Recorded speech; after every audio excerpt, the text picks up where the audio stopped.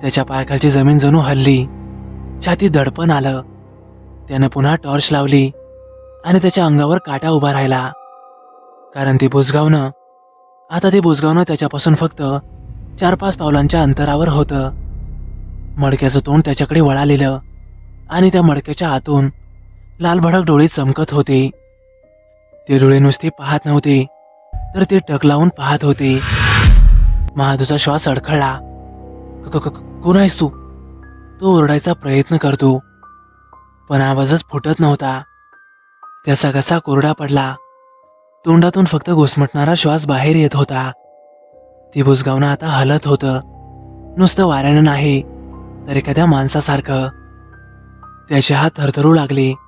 काठी जमिनीवर ओढत होती. मडकं आता हळूहळू डावीकडून उजवीकडे हलत होतं. महादूच्या पायाखालची तर जमीनच सरकली. अरे देवा, तो असं कुजबुजला. आता थांबायचा प्रश्नच नव्हता.